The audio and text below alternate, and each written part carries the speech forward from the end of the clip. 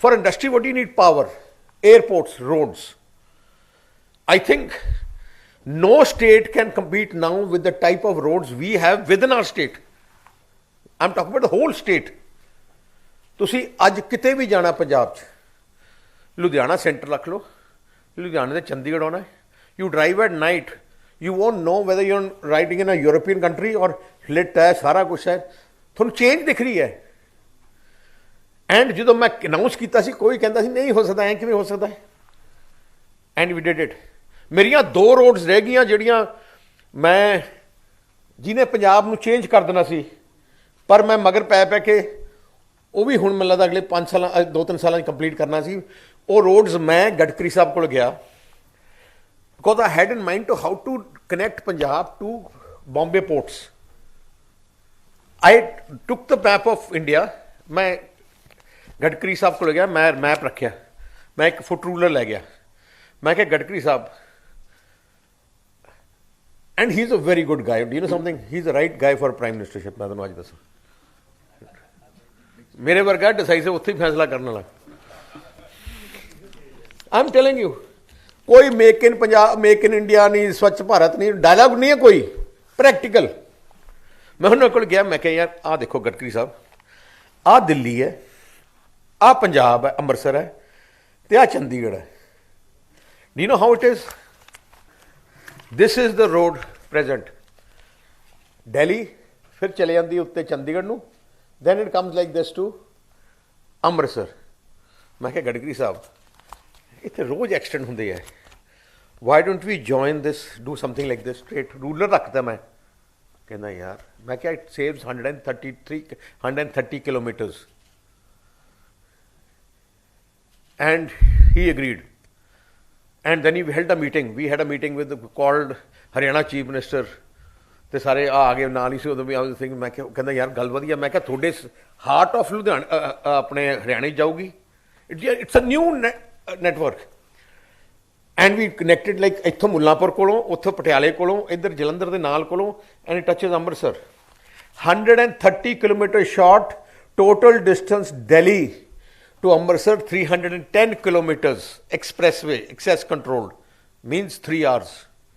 100 ਦੀ ਐਵਰੇਜ ਦਾ ਉੱਥੇ ਕੋਈ ਉਹ ਕੁਛ ਵੀ ਹੈ ਨਹੀਂ, it's access control French. 3 hours ਕਿਹਨੇ ਜਹਾਜ਼ ਫੜਨਾ ਚੰਡੀਗੜ੍ਹ ਤੋਂ ਅੰਮ੍ਰਿਤਸਰ, ਮੀਨਸ ਲੁਧਿਆਣੇ ਤੋਂ ਦਿੱਲੀ ਏਅਰਪੋਰਟ ਵਿਲ ਬੀ 1.5 ਘੰਟਾ। ਹੁਣ ਜਾ ਕੇ 5 ਸਾਲ ਇਹ ਸੁੱਤੇ ਰਹੇ ਆ, ਮੈਂ ਮਗਰ ਗਡਕਰੀ ਸਭ ਕੁਝ, ਆਈ ਹੈਡ ਅ ਪੈਸ਼ਨ ਕਿ ਮੈਂ ਤਾਂ ਕਰਾਉਣਾ ਹੀ ਕਰਾਉਣਾ। ਸੋ ਹੁਣ ਲੈਂਡ ਐਕੁਇਜ਼ੀਸ਼ਨ ਸ਼ੁਰੂ ਹੋ ਗਈ ਹੈ, and I will show you within 3 years it will be built that road. Just see the change in your lifestyle, ਕਿ ਤੁਹਾਡਾ ਲੁਧਿਆਣੇ ਤੋਂ ਦਿੱਲੀ 1.5 ਘੰਟੇ 'ਚ ਤੁਸੀਂ ਜਾ ਸਕੋ, ਤੇ ਆ ਜਿਹੜੇ ਜੂੜੀ ਰਵਾਜੋ ਦੇਖੋ ਕਿੰਨਾ ਫਰਕ ਪਊਗਾ mentally, saving in gas fuel. ਦੂਜੀ ਗੱਲ, second, I took him to you go to, I took the same thing. I told him, all out Delhi, ਜਾਂਦਾ ਉੱਤੇ, then goes to Jaipur, then goes to Ajmer, and then goes down to Bombay. It's ਉੱਤੇ ਕਰਕੇ। ਮੈਂ ਕਿਹਾ ਜੀ ਜਲੰਧਰ ਤੇ ਅਜਮੇਰ ਨਾਲ ਸਿੱਧਾ ਰੱਖੋ ਰੂਲਰ, ਸਿੱਧਾ, and hits the Bombay highway, expressway national ਜਿਹੜੀ ਬਣ ਰਹੀ ਹੈ। ਮੈਂ ਕਿਹਾ you save 300 kilometers. Besides 300 kilometers, you save 2 days, ਕਿਉਂਕਿ ਦਿੱਲੀੋਂ ਨਿਕਲਣਾ ਤੇ ਦੂਜੇ ਸ਼ਹਿਰਾਂ 'ਚ ਨਿਕਲਣਾ ਟਰੱਕਾਂ ਨੂੰ, it's impossible. I said save 2 days, 300 kilometers of distance.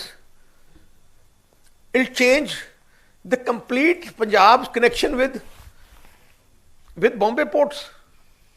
ਜਿੱਥੇ ਤੁਸੀਂ 3 ਦਿਨ ਲੱਗਣਾ ਟਰੱਕ ਜਾਂ 2 ਦਿਨ ਲੱਗਣਾ, ਉੱਥੇ ਅੱਧੇ 'ਚ ਹੋ ਜਾਊਗਾ, ਕਿਉਂਕਿ ਮੇਨ ਬੋਟਲਨੈਕ ਸਭ ਦਿੱਲੀ ਤੇ ਆ ਸਾਰਾ ਬੋਟਲਨੈਕ। ਜਦੋਂ ਹਾਈਵੇ ਖੁੱਲ੍ਹ ਜਾਂਦਾ ਰਾਜਸਥਾਨ ਦੇ ਬਾਅਦ ਤਾਂ ਦੱਬੀ ਜਾਓ ਤੁਸੀਂ, and here you cutting it through, it goes like this, it goes from Jalandhar Ludhiana ਮੋਗੇ ਦੇ ਕੋਲੋਂ ਸਿੱਧਾ ਜਾਂਦਾ ਬਠਿੰਡੇ, and hits Rajasthan and Ajmer. It's a new, ਉਹਦਾ ਵੀ ਹੁਣ ਲੈਂਡ ਐਕੁਇਜ਼ੀਸ਼ਨ ਸ਼ੁਰੂ ਕਰਾਤਾ ਹੋ ਗਿਆ, and I been following up Gadkari Sahib, is very close to me still now. So, and because it's a passion, and I've been following it up myself. And basically the driver has to be the state government. It's the state government thing. And once that, just look at, visualize 2 these roads, it'll change the whole ਉਹ thirst of Punjab. ਫਿਰ ਜਿਹੜਾ Delhi industry ਲਾਉਣੀ ਹੈ, ਬੰਬੇ ਮਹਾਰਾਸ਼ਟਰ ਲਾਉਂਦੇ industry, Bombay ਤੋਂ ਤੱਕ ਜਾਣਾ 4-4 ਘੰਟੇ ਲੱਗਦੇ ਆ, ਉਦੋਂ ਤੱਕ ਤੁਸੀਂ ਅੰਮ੍ਰਿਤਸਰ ਪਹੁੰਚ ਜਾਓਗੇ। There is no difference. ਉੱਥੇ you from airport some industrial like their company wants to come visit Sangrur, ਤੁਹਾਡਾ ਤਾਂ ਮਤਲਬ 1.5 ਘੰਟੇ 'ਚ ਆ ਜਾ ਕਰੋਗੇ।